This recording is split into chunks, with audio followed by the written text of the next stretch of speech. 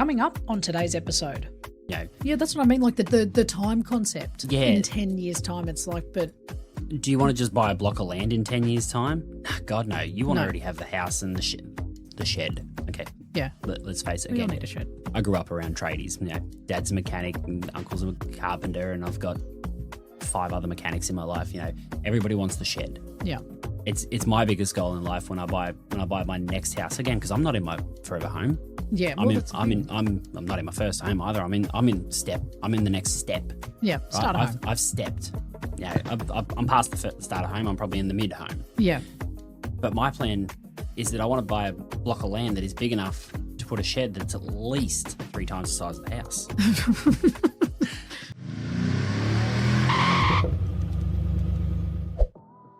Dodgy advice and bad decisions can cost you big in real estate. We're here to make sure that that doesn't happen. Welcome to the No BS Real Estate Podcast. I'm your host, Jo Agresta, and it's time to take control of your property journey together. Welcome back, everyone, to the No BS Real Estate Podcast, your listening how-to guide to the Aussie finance and real estate market. I'm your host, Jo Agresta. Now, today, I'm joined by mortgage broker and very good friend of mine, Jorden Harris from Freedom Financing.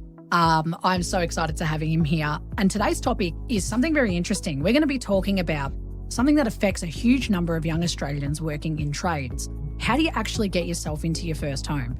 And I think for tradies, I've grown up around them. You guys earn good money, but you don't know what the right move is or how to actually break into the wonderful world of property and finance. So tradies earn great money, but irregular hours, overtime, allowances, tax deductions, car loans, and moving between employers can make getting a home loan feel far more confusing than it needs to be. So today we're going to be breaking down what banks really look at, the mistakes that can hurt your borrowing power, and what tradies can start doing now to put themselves in the strongest possible position to buy. And we're going to be breaking all that down with Jorden. So Jorden, welcome to the show. Joe, pleasure to be here. It's taken us probably a little bit longer than it should have to get to this position. It's ridiculous. Yeah, you and I've been working together for a while now, and we've done a couple of little things together, but this is our first foray into the podcast world. I'm actually so excited because I have so many valuable conversations with you from like a business perspective through to like financing, and you've helped so much with this podcast. Like you've supported us, you've come to every event, every trade show, and you're there helping us set up the van. And I'm like, we still haven't had you on the podcast. What's wrong with me? So I'm so sorry it took so long. I think, look, it's a bit of both. You know, you've been time poor, I've been time poor, and it's like, well, we need to actually make time to get in a room. Let's face it, you and I catch up just about every Friday afternoon, and we have our little one-to-one, and we make sure that we're on track. Yeah. But this is the formality behind it, and making it a little bit more fun and a little bit more pretty. I know. And like in this podcast episode, I feel free that I can do this. See, I can play sound effects, and that's going to be a really fun episode for me. It's going to be a fun episode for you because I can't hear it. Ah, damn it. Well, yeah. So I'm just going to be going, there's a sound effect. Okay. We'll make it work. We'll make it work. But we need to, I think, like all good podcasts, I know so much about you. So I always, I don't want to breeze past it because people listening, this is the first time that they're hearing from you, and, you're a very close friend to me.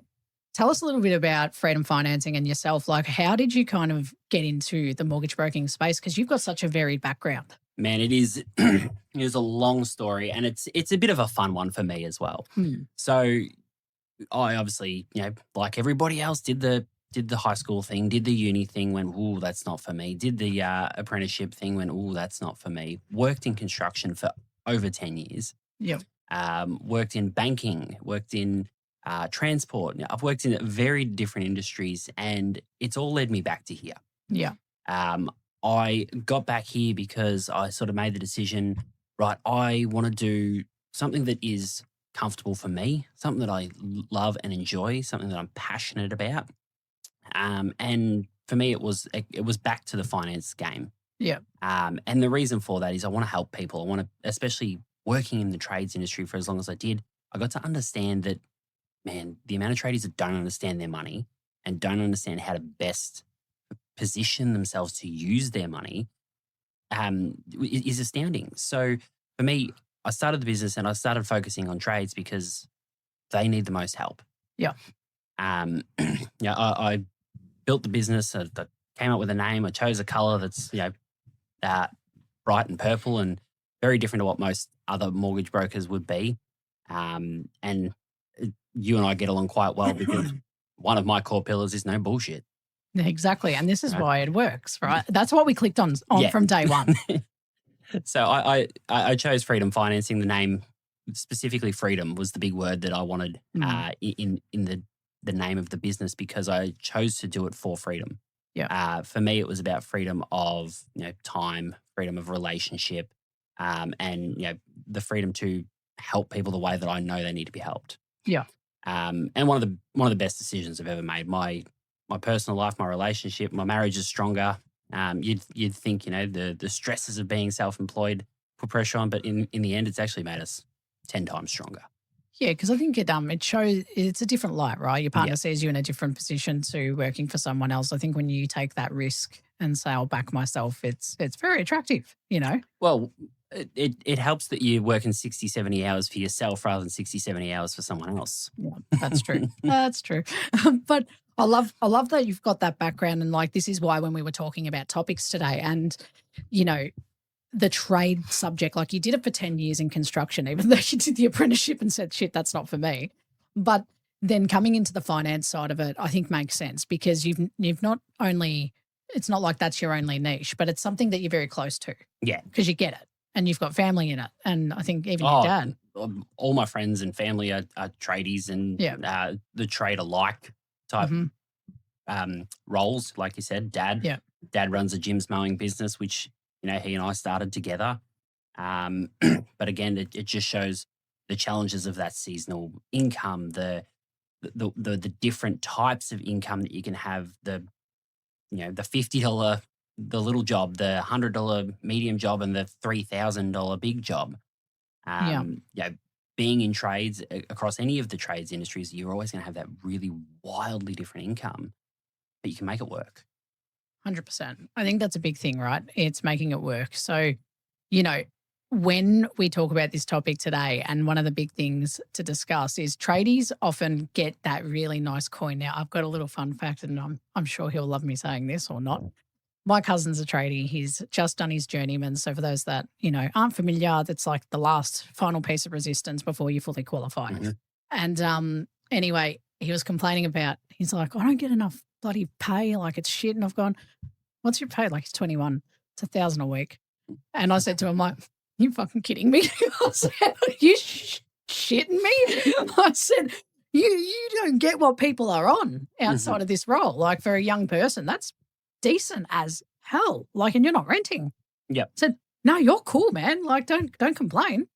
But it's this value of he's now trying to save for an investment or save for a house with his brother. So it's kind of like I'm watching his journey in such a different perspective that now he's putting away money. He's feeling that like mortgage cost, essentially. He's pretending he has a mortgage. And that, funnily enough, that's probably one of the best strategies you can do. Yeah. Is pretend like you've already got the mortgage, pretend like it's already there. And that's what you're going to be putting away and saving. And ultimately, that's part of the strategy of how do I look good to a bank? Yeah. If you have got the saving statements that show, oh, look, I've been putting the $500 a week away for the mortgage into savings, and then all of a sudden you go, oh, well, I want to go and get a $500 a week mortgage. The bank goes, you've already proved you can do it. Let's do this. Yeah. And I think that's where I'm seeing it from his perspective now, and he's feeling it differently. But he also didn't have like a big understanding of how to get into the market, right? And one, granted, he's young, but I've also seen this. I've grown up around tradies. They have good money, but I see it being spent on toys, boats, jet skis, cars. She doesn't love a toy. Oh, no, I love toys. I'm not going to complain. I've grown up in a family of toy buyers. My grandfather was the biggest toy guy in the world. Boats, jet skis, trailers, you name it. He purchased it, and any new technology. He had Mac computer, Apple, everything. He was all over it. And it's one of those things, it's like the concept of like, I think there's a few cultural things that happen in the trade industry is one, the culture is very much, go out, have a good time, work hard, play hard. Mm-hmm. Work hard, play harder. Yeah, play harder, exactly. So we want to help this episode, and what I want to unpack with you is how do we help, or how do you help, like specifically trades when they come to you to start breaking into the market into that first property? Is it often that they're coming to you saying, I want to do this, but I don't know? Or is it the other way? More often than not, I get the conversation of, I want to be able to buy the house, but but I can't afford it. Yeah, I can't do it. It's too far away. It's too hard. And a lot of that just comes down to probably media hype, media saying, oh, it's so hard. You've got to be this, you've got to be that. And especially the trades, blue collar as opposed to money side, which is typically the white collar side. Potentially there's a little bit of a lack of education there from a greater perspective. Not that they're lacking the information or they're lacking the education. They were just never shown and taught how to do it. Yeah. Like with anything, their trade, they spend 4 years learning their trade. They spend 4 years perfecting how to, cut the piece of wood, for example, for a carpenter. But nobody ever teaches them, right, you need to put away this much money for your rent, for your mortgage, for your car loan. Or can you do it without doing a car loan? Can you do it without doing this? Like you said, it's the toys, right? One of the biggest traps that you see for most tradies is, oh, I want that new Hilux. I want that new Land Cruiser. Right? That's a 60, 70, 80, $100,000 vehicle. Did you need it? Probably not. Yeah. Can you delay that gratification, buy the house and then buy the car later? Yeah. Probably. And let's be honest, you're probably going to respect the car more because you've worked a hell of a lot harder for it. That's true. So it's just one of those things where because they've never been told how to do it, they don't know. And that's what I work with them for. I want to work with people long term, and I do. I work with people for 3, 6, 12 months, 2 years, 3 years. I still talk to people that when I was at Westpac. Now, bearing in mind, I left Westpac at the end of 2016. I still talk to customers from then who were trades. Yeah. And we still go through the journey and explain, do the check-ins. Where are you at? I still deal with people who, when I was in construction, working in the scaffold company, I still talk to them regularly and they ask me, oh, well, I'm thinking about doing this. It's like sometimes, and I'll be honest again, because I play down that no bullshit path, don't be dumb. It's one of the most common things I say to people, don't be dumb. Yeah. Like some of the things you're talking about doing, it's dumb. I think this is hard though, because it's influenced by a lot of our circles, and this is common at a young age, right? And it's common just as you grow with different people that you hang around with, right? It's like, I can't say at 21 that I wanted to buy a house straight away. I was busy getting fines and speeding and doing dumb shit, losing my license 3 times. Yes, I was a dumbass, but don't be dumb. Don't be dumb. No, that was actually, I think I've said that to you a few times. Too many. Yeah. So I think one of the big things though is, your circle of influence can often dictate how you spend your money, what you spend it on, or how you behave. So if you happen to be in this industry, I think there's a lot like we've been talking about the toy buying, and then the priority of, okay, I want a house. So when they come to you and they're starting to talk about, okay, I want a house, I want to buy. When you kind of suggest the idea of, can that Hilux wait until after? To how much is it necessity versus want? A lot of it is want. Yeah. Because most guys, they'll go out and, sorry, I say guys, but girls and guys, girls and guys, most people, they get out there and for a tradesperson, they will go out and they'll buy their first ute. And that first ute might be, the $10,000, the $15,000 ute that isn't as pretty and elegant and doesn't have the Apple CarPlay and all of the fancies that make it, really fun. But it holds the tools. It gets them from A to B. It does what they need it to do. Yeah. It just doesn't look as good. And that's where most people get caught out because their best mate goes and buys the pretty toy. So they're like, I have to go buy the pretty toy. But that's not always the best way. Look, I'm a big fan of the Barefoot Investor. Yeah. Scotty Pape. And one of the things that he brags about is he's still driving his beat up old 90s ute. His beat up old 90s Hilux. Why? Because it still does the job. Yep. And sometimes still doing the job is more important than looking pretty. Yep.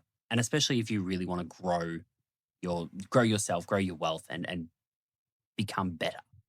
I think that's a big thing, right? It's the idea of new car. Like my car is 13 years old, right? Ford Falcon XR6. It's special edition, best car ever. It's broken down more times than I can tell you. But we keep repairing it, not pouring in a shitload of money. I'm fortunate that I've got family members that know how to fix cars, right? So that's why we can keep the car going. But if I didn't have that, I probably would have needed to get a car. But there's been many times in the last 12 years, 13 years that I wanted a new car. Yep. And when something goes wrong with that car, that's it. Yep, new car time. And then my uncle will go, why don't you go spend 20, 40 grand on a frigging car like when you can just fix it for, $1,000, not even. And I'm like, well, that's a good point. It's more debt. He goes, don't get more debt. Just stop. And I'm like, all right. Debt has become so easy to get. It has. And that's where we get caught in this debt cycle, debt trap, where debt is just so easy to get that, we want a new car, go to the dealership. The dealership is probably going to get that loan approved for you. Straight away. Do you want to go buy a new phone? Well, you can get it on a plan, which means they're going to throw in a phone or they're going to give it to you for $20 a month. It's like, it's only $20 a month. $20 a month adds up. Yeah. Yeah, I sat through a presentation from a bookkeeper a couple of weeks ago, and one of the things that she did is she gave us little coins and everything like that. And it's like, put a coin in for every time you do this, put a coin in for every time you do that. And it's like, how many coins do you have left at the end? It's like, I actually got bugger all left because I've put all my coins in. And I took there's a staffy running around outside. I took away from that, go and look at the hole in the bottom of the cup. Yeah. And I realized even in my business that I'd taken on all of these little micro subscriptions because it came about from my website. It's like, I need a website. Excellent. Well, I need hosting. Yeah. And, I need to do blog posts because I need search engine optimization. Okay, well, I need a content management system. I need something to handle the blog posts. Okay, I need an automation system. I need Zapier. I need this and that. And all of a sudden, the list just goes on. And all of a sudden, over the last 2 weeks, I went, I've actually just found $200 a month that I don't need to spend. Yeah. Again, $200 a month doesn't sound like a lot, but when you think about, a mortgage might be $3 or $4 grand. That's $200 more towards the mortgage that you don't have to come up with.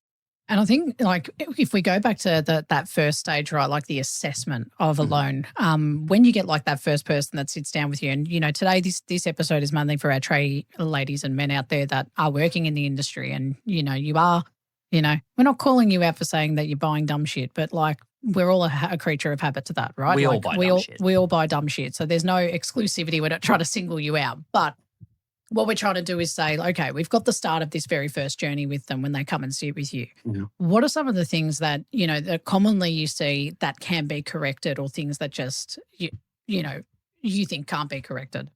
One of the biggest things, and this is tradies, but it's probably more the ABN tradies. Yeah. One of the biggest things is tax avoidance. Now, we're not avoiding tax because we're trying to be dodgy. We're avoiding tax because, why do we want to pay more tax than we should? Mm. Now, a great accountant will write down your income legally and make it look really small on paper so you don't pay a lot of tax. Yeah. The flip side to that is when you go to the bank and the bank says, how much did you earn last year? You go, I earned $20. And the bank goes, that's not enough for a loan. Right. So that's probably one of the most common things that I see when people come to me. They go, I want to buy a house, but I earned 20 grand on paper last year. They did earn a lot more, but they spent money on tools and they spent money on vehicles and all that sort of stuff. So the accountant... It's been reinvested. Yeah, reinvested in the business, and the accountant wrote off a lot of stuff. Yeah. But as a result, now they can't borrow. Right. While there are ways to work within that, there's alternative documentation loans that we can approach where, using more recent incomes and things like that. It's one of the biggest traps that especially tradies fall into.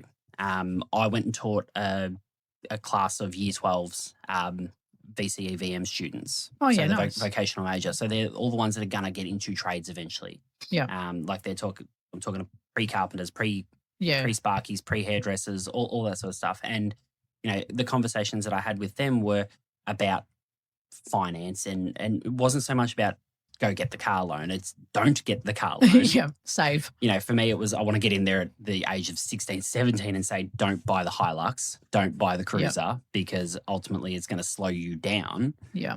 Stick with the old beat up 90s Hilux that Scotty Pape still drives. Yeah. Right? the same thing. I had that conversation with them, and the whole time they're like, "Yeah, but I don't want to give the government tax, but I don't want to pay tax. Why would I want to pay tax? Like, I'd rather just earn cash." Yeah. 100% go earn cash, bro. But at the same time, don't come to me crying when you can't buy for a house. So this is a big thing, cashies, right? Yeah. Because cashies are a huge opportunity. Obviously, there is no tax on a cashier because we're not recording it unless you do actively do that, right? Yeah.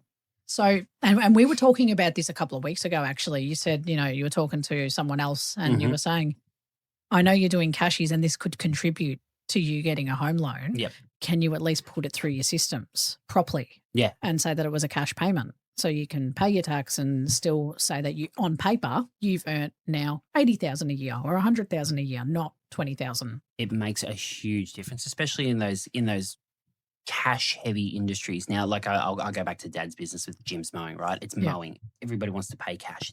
It can be a cash business. Now, when we started the business, we went the opposite path. We went, we don't take cash.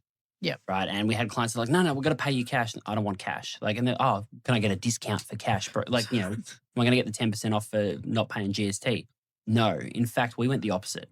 If you want to pay us in cash, we're going to pay you we're going to charge you a cash handling fee.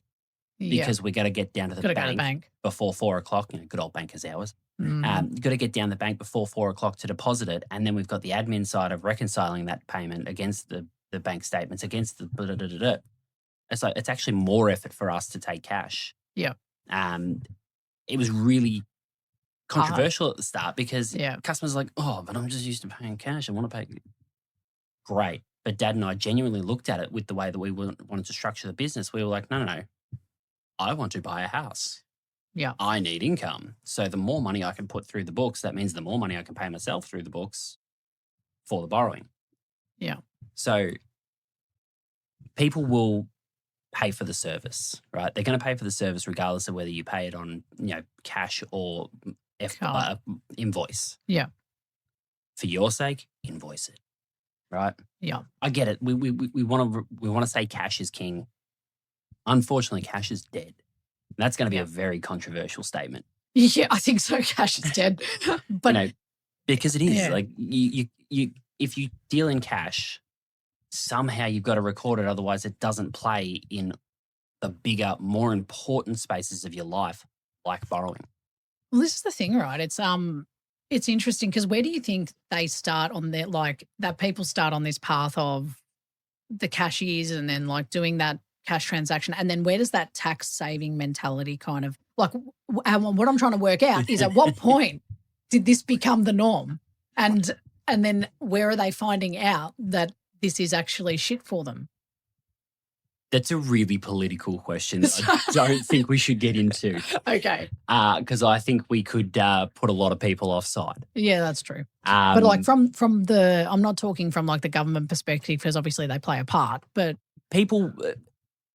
It comes down to people see the government taking the tax, but they don't understand how it gets spent. Yeah. Right. So again, this is where I said it's probably a little bit political. Yeah. Right. We all know we get taxed, and where do we pay tax? Okay, well, I pay GST on the items that I buy down the shop. I pay my income tax and I pay my land tax on my house and I pay this and list goes on. The list goes on of taxes that I pay, but at the same time, I don't know where any of it goes. Yeah. At the end of the day. Now, I've spent a little bit more time. I get to understand the financial system and whatnot. I know that it goes to things like roads and health and medical and blah, blah, blah. Mm-hmm. So it is spent. Is it spent well? That's debatable. That's an argument for another day. Yeah. But people get into the mentality of they don't agree with how it's spent. They don't agree with how well it's spent or how poorly it's spent. You get things like the good old East-West project. Yes. A couple of $1 billion of wasted taxpayer money. Yeah. And people go, well, I'm not funding dumb decisions like that anymore. Yeah. So when the opportunity to take that goes back $200 cash, buying dumb shit. There you go. Like we said, no one's immune from it. Even governments buy dumb shit. It's dumb shit. So it comes back to, right, I get the opportunity to have that $200 cashy on the Saturday. Well, I'm going to take it. Yeah. Right. And then, I'll do a $500 cashy on Sunday as well. I'll take it. And then all of a sudden, because I'm self-employed and I'm making my own hours, I'm setting my own rules. It's like, maybe Monday's a cashy too. Maybe Tuesday's a cashy. And all of a sudden, you're only doing a little bit through the books because you're seeing the benefit of, I don't have to pay, Tax. I earned $100, I got $100, I earned $100, gave $30 to the government. That's where it comes in.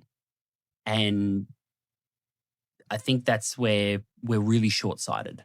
And a lot of tradies, and I get it. I hate paying tax. It's we all do. Hits me up the wall. Yeah. But ultimately, that's where it starts, and then that's how it ends up costing them the ability to buy. And they go, I can only afford this. Well, trust me, bro. If you actually started putting all that through the books, probably afford a hell of a lot more. I think that's the key part, right? It's you can afford a lot more if it was done in a different way. So when they're coming to you at this point and they say, I want to buy Jorden, but my obviously my income tax statement says I earned $2 for the year. How often do you then start to course correct? Like, is that part of what you do? That is, look, there's a little bit of the course correction there. And obviously, because I'm not an accountant and I'm not a financial planner, I do have to be careful in how I course correct sometimes. Yeah, of course. Because I have to play within the rules. Everybody's got the rules that they have to play by, if you're a Sparky and you want to install the PowerPoint, you've got to have your A grade and things like that. We've all got our rules that we've got to play in. But I can give the general guidance and I can say, look, this is what I've seen other tradies do. Yeah. The plumber down the road, he was in the very same situation and this is what we started doing with him. Yeah. He started doing this. And more than that, I'm more than happy to work with you and your accountant and your financial planner and have the conversations. Like, if you don't know how to have the conversation, let's set up a meeting. I'll come to the meeting with you, with your accountant. If you don't know how to have those conversations, I'll challenge them. Yeah. I'll be the guy in your corner, right? Because ultimately, I just want to see people succeed. And like, this is the thing that I think a lot of people still don't realize and still surprises me is that mortgage brokers don't cost you to use them. They're paid by the bank. So I always find it an underutilized resource for finance stuff, like especially not just lending, but like you guys have the knowledge of how to lend smartly. No one's out there saying you should write 60,000 loans today. We are the first one that you should see and the last one to get paid, which is always a bit of controversy in the mortgage broker space.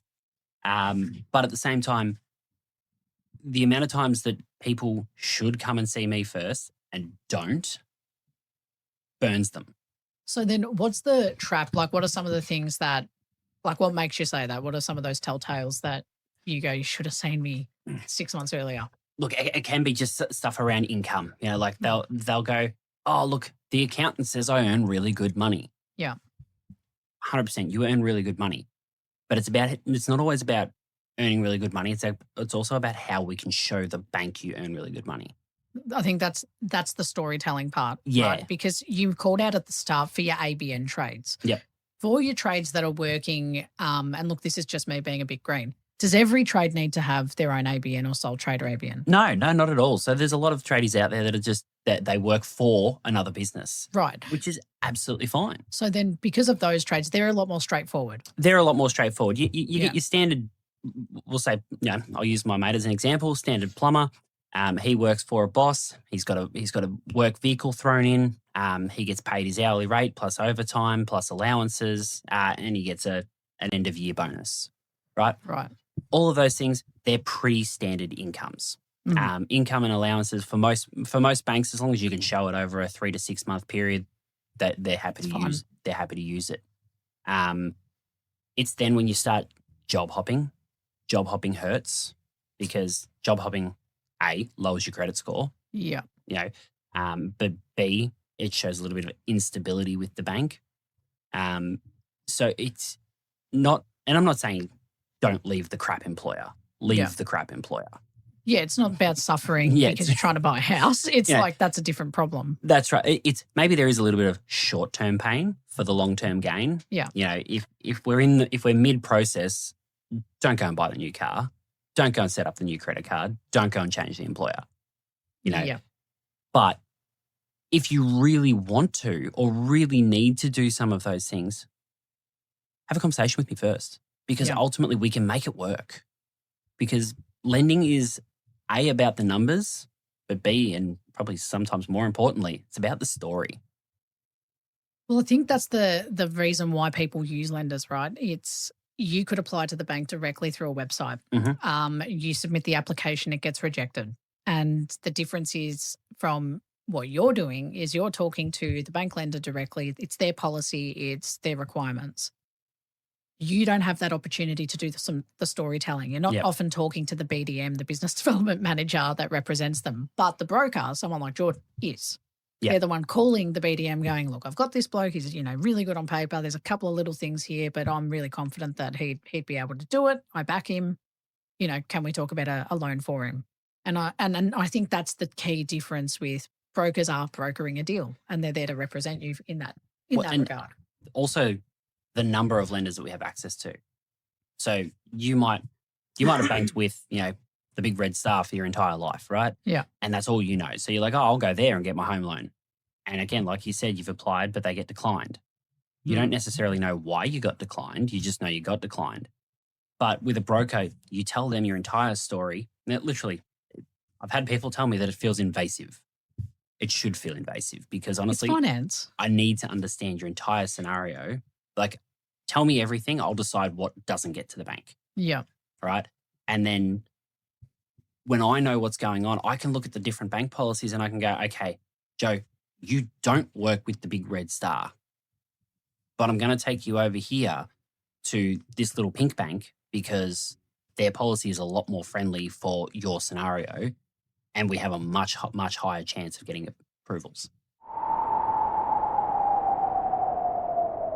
A quick pause. We'll be right back. Here's a word from one of our sponsors who supports the show. If you're looking at short stays, or maybe you want to turn your own property into an investment or money-making funnel, then talking to Belinda Markowski at Short and Long Stays is the person to speak with.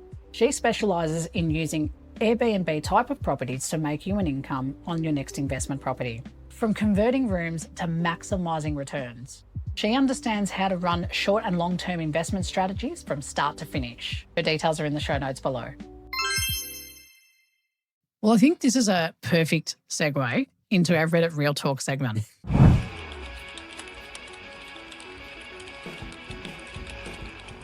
All right, because I got some stories for you, and I'm going to do a couple with you because I want your take on these. So I'm going to read a couple out because these are interesting. So this first one, posted in the Oz Finance chat a month ago, and it's titled, "Card debt might be the most normalised way Australians destroy wealth. The ABS numbers show why." And this goes back to the topic. The reason I wanted to use this specific one is because of some of the comments. Okay, so the post reads, ABS lending data shows Australians committed to $4.74 billion in personal road vehicle loans in the March 2026 quarter. This excludes leases and business vehicles finance, personal loans only. Using reasonable assumptions, 8.5% interest rate, 5-year loan term, 40% depreciation over 5 years. That's $4.74 billion borrowed becomes roughly $5.82 billion paid back. By the end of the loan, the vehicles are worth around $2.85 billion, right? So they're just using their numbers for everything. Yep. 1/4 of personal car borrowing potentially means $1.08 billion in interest and $1.9 billion in lost vehicle value, a $2.97 billion gap between what gets repaid and what assets are worth. Mortgage debts get scrutinised constantly. Investment property is debated endlessly. Car debt, almost always a depreciating asset financed well above the cash rate.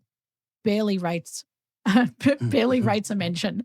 Why does car debt get a free pass when the numbers look like this?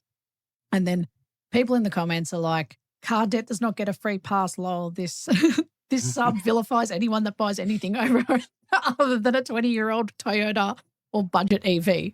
And that got 507 upvotes. Not gambling, ? There's a lot of debate here. As a car guy, that means earning a decent, that earns a decent living. I still can't justify a car loan. I worked in dealership land for a little while, and the people with expensive cars were usually the ones who could least afford it, which is interesting. Without a doubt. So, and then I think that like the thread goes on and on and on, like, about different people saying, yeah, I don't buy, I do buy. Nah, screw you guys. So what's your kind of take on the vehicle finance side? Like, as in the decision being made right when you also want to buy a house? So I've just recently gone through this with a with a friend of mine. She was looking to purchase a house with her partner.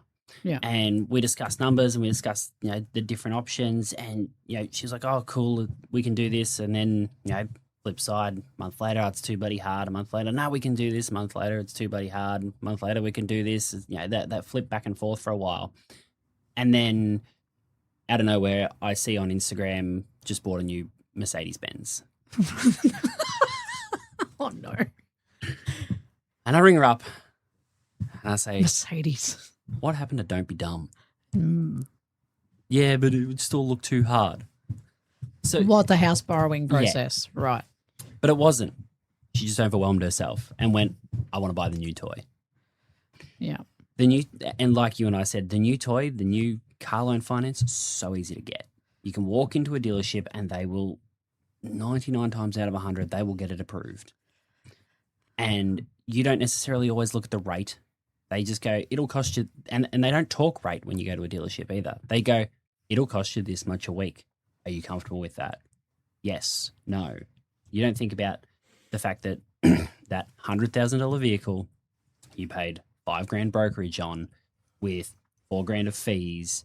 And then there's also, what else? They've thrown in the paint protection and all this stuff that they've made their massive markups on. And fun fact for people who don't know, car dealerships don't make their money on cars.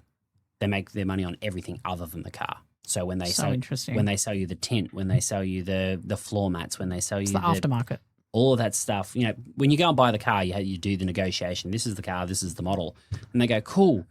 This is the car. Here's the invoice. Sign this, and then they walk you over to the other desk. Yeah, and then there's that after sales service person who's like, oh, but you need paint protection. Mm-hmm. So you go and spend that $2,000 on paint protection that probably only costs them $400 or $500. Yeah. And you go and buy the premium floor mats. The premium air for your tires. That only costs $20 or $30 a mat and you pay $500 for them. It's all of those extra things. That's where dealerships make money. Funnily enough, they don't make them on the cars. That's so random. Well, petrol station doesn't make money on petrol. Yeah. Petrol station makes money on lollies and Gatorade. Yeah, lollies and Gatorade. Like that's the reality. Like petrol stations make money on lollies and Gatorade. I love it. But it's a true factor, right? Like I think this is where, these car and like there's so many of them on Reddit, like people like, and these are trades specifically posting about it, right? Yep. Saying I want to build wealth, but the car, like there's another one here. The car loan is looked at negatively, the car debt, because they got it at a time where on paper, like it's literally what we've been talking about. On paper, they've said that they don't earn enough, but they have managed to get themselves an $80,000 loan for a brand new Hilux. So they've got that loan approved. Yep. And now they're in this position of, well, the bank's not going to lend me any money.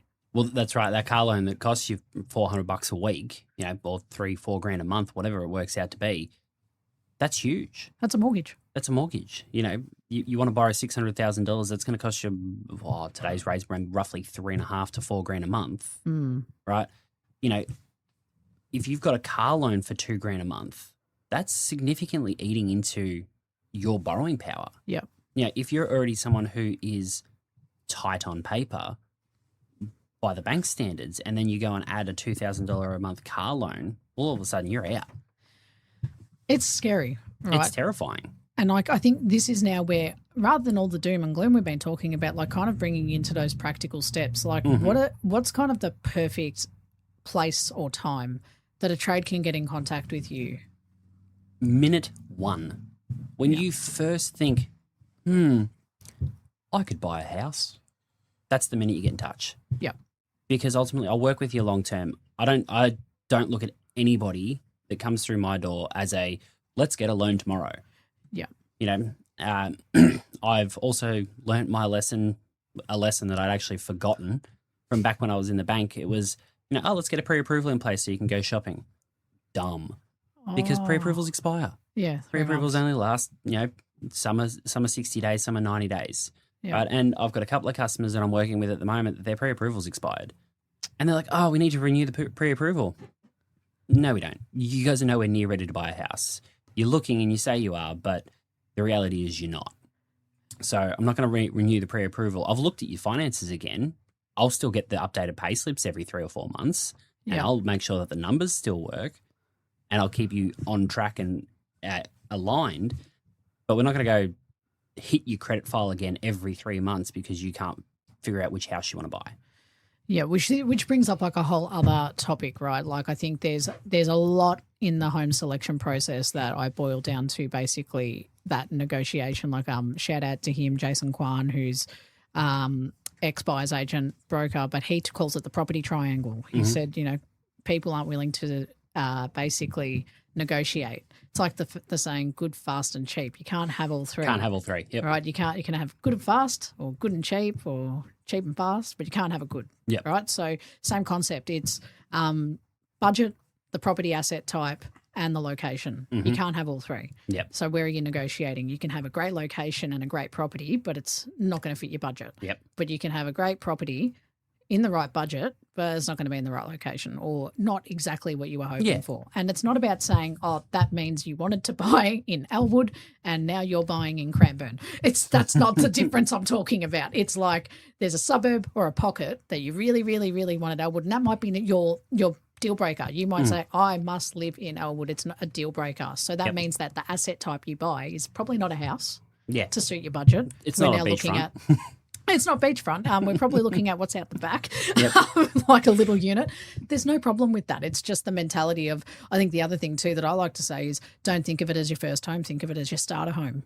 Yeah. Often if you're working in a trade or any business or any, working full time like a normal PAYG person, when you're thinking about purchasing, a big part of it is, okay, well, what's going to sort me out for the next couple of years? Can I grow some wealth in this property, keep it, and then get rid of it, and just move into a smaller, quainty little place? There's a saying in the finance space or in broking and potentially in the real estate side as well. It's time in market, not timing the market. Yep. I had a conversation with a guy this morning at about 11 o'clock this morning, and he asked me the same thing. He's on good money. He's on his 180 a year. And his missus earns over 100 grand a year. Like, they're in a really good position. Now, take that with a grain of salt because they do live in Sydney. So the Sydney market is ridiculously expensive. But he said to me this morning, he's like, oh, should I wait? Should I save a little bit longer? What do you think? I said, honestly, right now, okay, we're in a buyer's market. That's a market fact at the moment. But at the same time, no one ever wins waiting. Get in, buy the like you said, buy the first house, which is the stepping stone to the next house. I think that's the key thing that I'm always banging on about is we get caught up with other people's expectations of us. Yep. And that the words first home buyer, I will say it time and time again on this podcast, I don't like it. Mm-hmm. I think it's really negative. I think it puts pressure. Mm-hmm. First home implies you're getting the one, it's your first home. It's going to be beautiful. It's going to be perfect for your growing family, you and your partner, or just yourself, your little batch pad that's going to turn into a family home. You've already planned out 5-10 years of that home, and it's probably not going to last you 5-10 years. You're probably going to get rid of it within 5 or 7 years. It's the average of turnover for houses. Average loan is 7 years in Australia. Yeah, average loan. So that's what I'm saying. Average sale price is the same thing. Sale is the same. Yeah. And my big thing there is buying within your means now. It's like if you're a single bloke or single woman, working and in a trade or whatever, and you're like, I think I want to buy a house, you don't have to buy the flashy thing that everyone's expecting you to buy. Buy something humble, build your wealth from it, because that second house is your first home.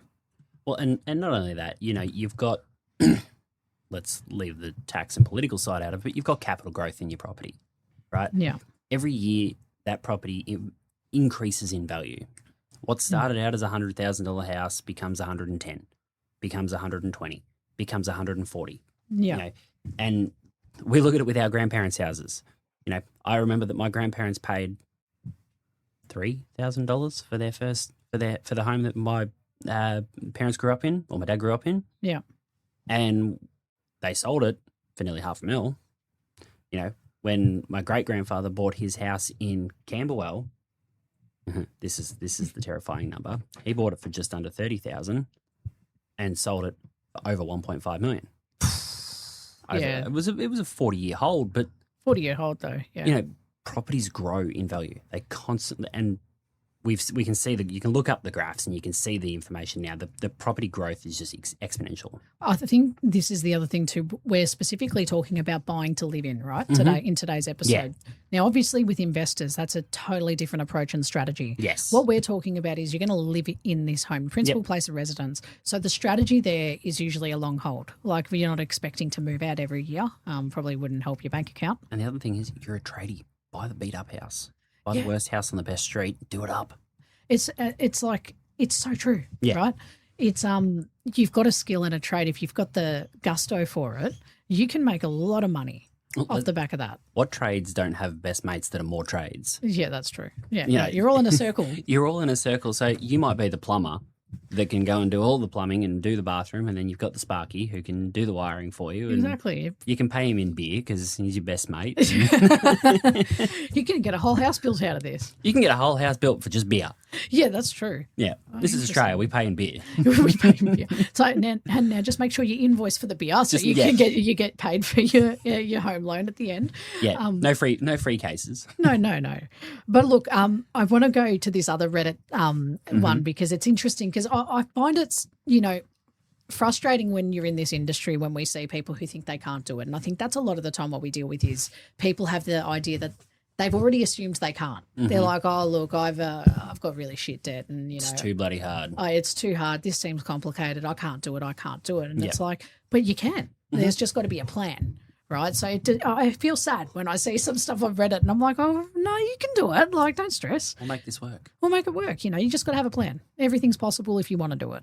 And there's this one post here in the Oz Property Chat, and it was posted over a year ago, but it says, is it realistic to think a tradie can save enough to afford a bit of land 10 years from now?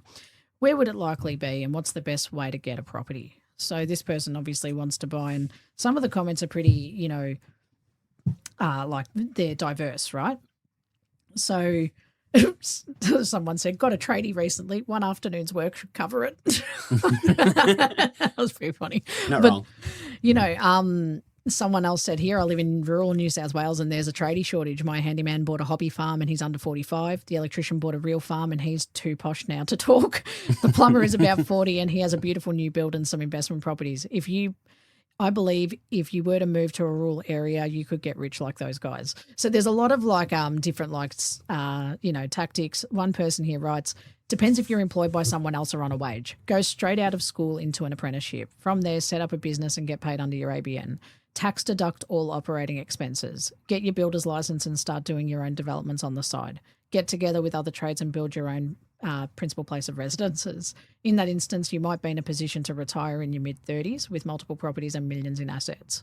It's an interesting breakdown. I like that it's a 5-step approach. It's a good approach. I like it.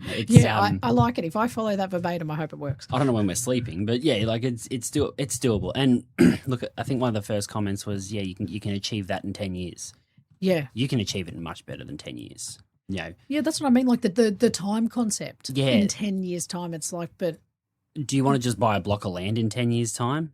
God, no. You want to already have the house and the shed. Okay. Yeah. Let's face it. We again, all need a shed. I grew up around tradies. Dad's a mechanic and uncle's a carpenter, and I've got 5 other mechanics in my life. Everybody wants the shed. Yeah. It's my biggest goal in life when I buy my next house again, because I'm not in my forever home.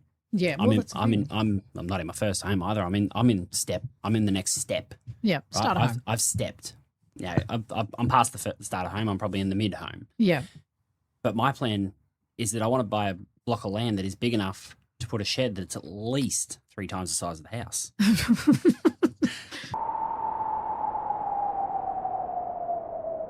quick pause. We'll be right back. Here's a word from one of our sponsors who supports the show. If you've ever chased a hotspot suburb, or maybe you're trying to look for properties in the market and don't know where to start, then Scott Agate is someone you'll want to talk to from Green Shoots Property. Green Shoots Property focuses on identifying market trends before they become a hotspot and then you eventually get priced out. They focus on the trends that actually will show growth and potential in markets before they boom. It's about buying strategically before the growth cycle matures, not jumping in when everyone else is already there. If you want smart positioning instead of trend chasing, then Scott Agate and his team at Green Shoots Property can help you out. His details are in the show notes below. We're having barbecues at your house. Yeah, my wife might not be on board with the idea, but that's there. the plan, right? Yeah. And it's the same thing. In 10 years' time, I'll be in that house. I'll have the shed that is 3 times the house size. There's no reason why this guy can't buy that block of land within a year or two, then build his house, be in that house in 3 or 4, 5 years tops. Yeah. And be really starting to build up equity in that house so that in 10 years' time, all of a sudden he can go, right, it's time to upgrade because this is only an 8x4 shed and I want an 8x12 shed. Far out. Yeah, but this is what I'm talking about. Like, you've got to see one of our mutual friends. He has a vision board. Yeah. And I don't know if you've actually been up to his apartment and he's showing you the vision board. No, not yet. Right, his vision board is so detailed and it's got all of the things that he wants on it.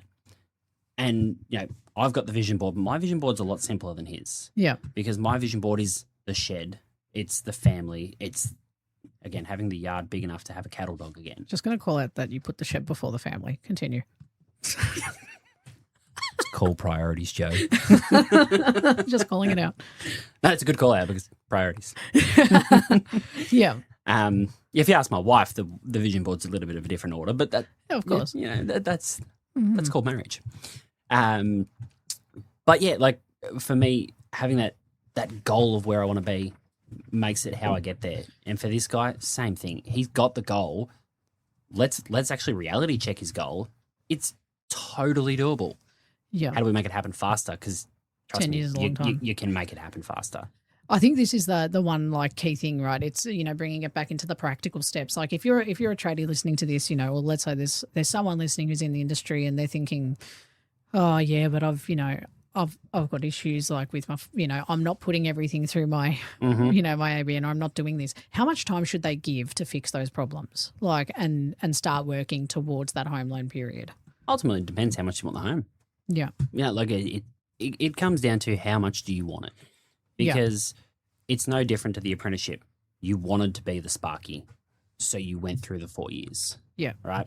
This is the same thing. It's probably not going to be 4 years. It's going to be a much more accelerated timeline than that. But the time that you need to put in is going to be based on the goal that you've got at the end. Yeah. So if you want it to happen in 6 months' time, let's make it happen in 6 months' time. Yeah. If you want it to happen in 12 months' time, let's make it happen. But it's just start having the conversations, start planning it. And one of the big things, work with your bloody professionals. That's your accountant, that's your broker, that's your financial planner, whatever you've got.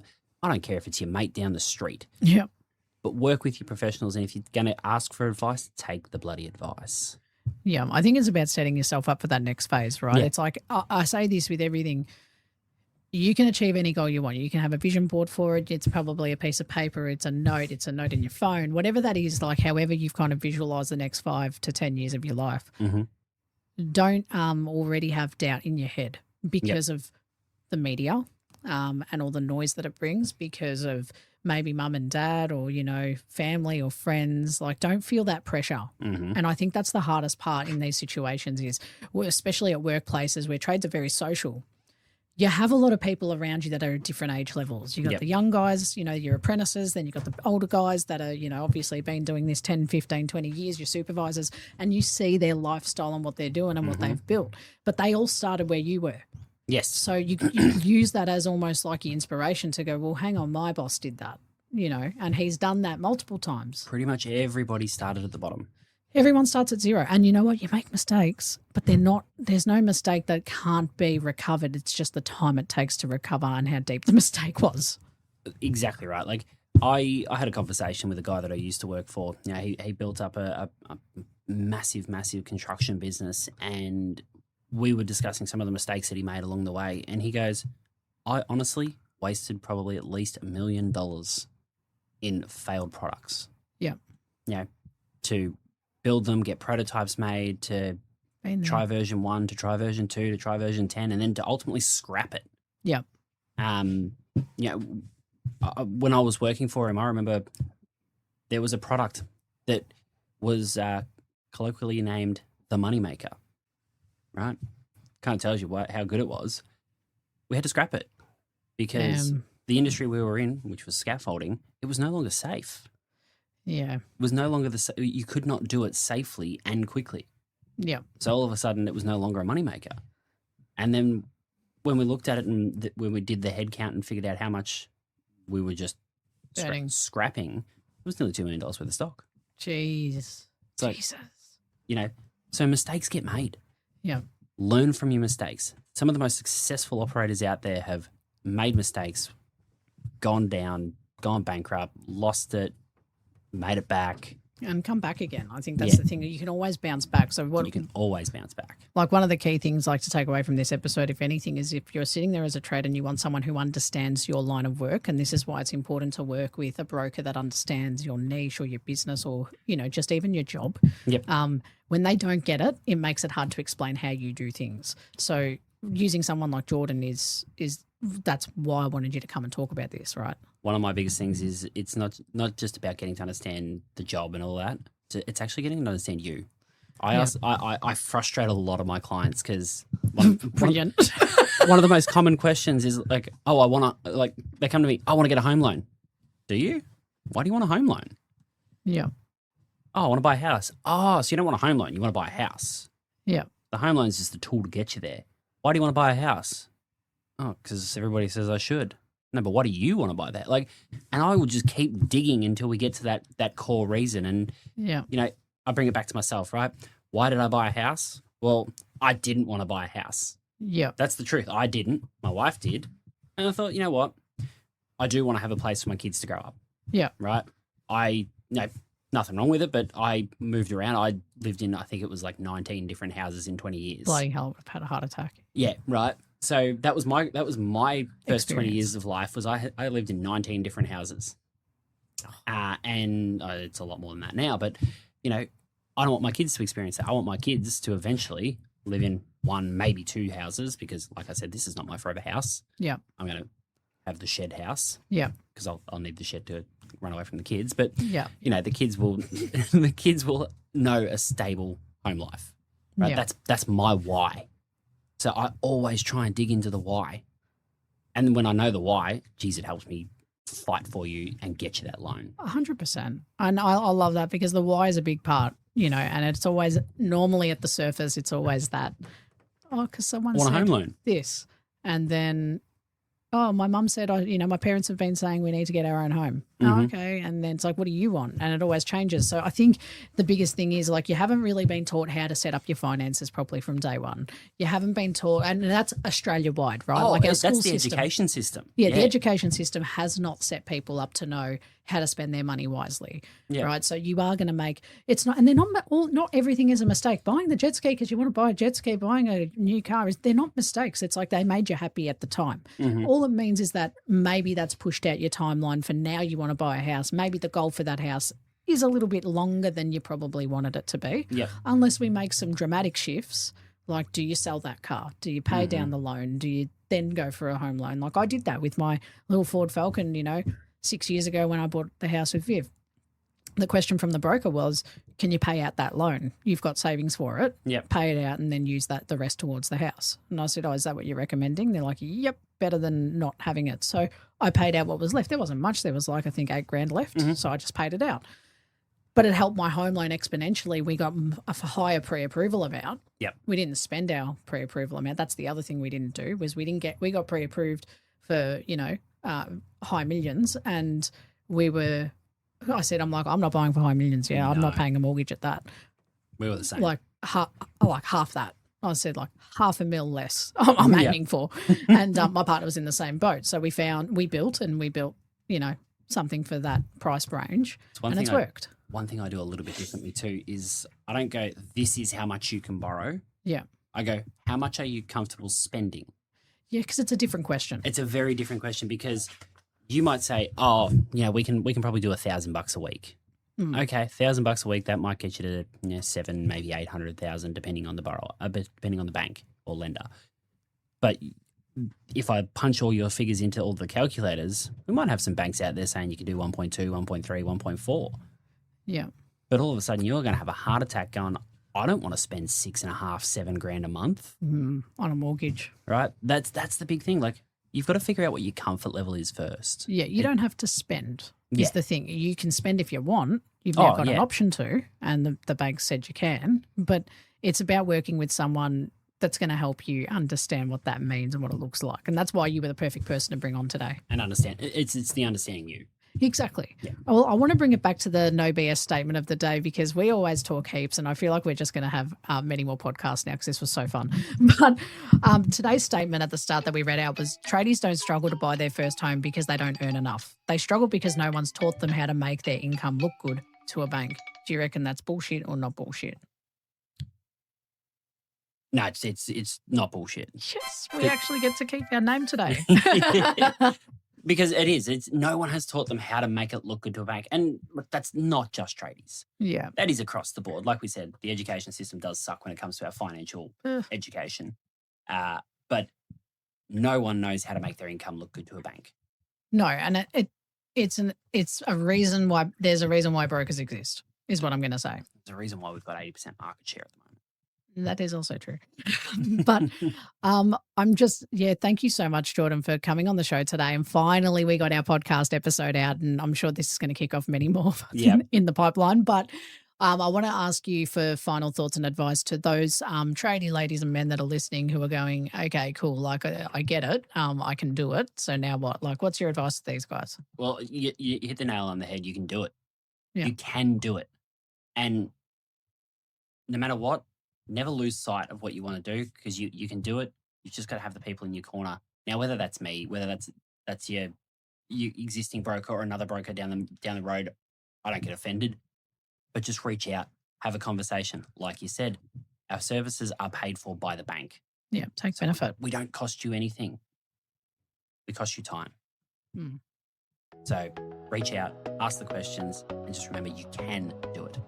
I love it. What a great way to end it. I'm not going to even add any more. Jorden, thank you so much for being on the show today and for sharing your wisdom. No worries. Thanks for having me, Joe. Of course. And thank you all, as always, to our listeners for tuning in every single week.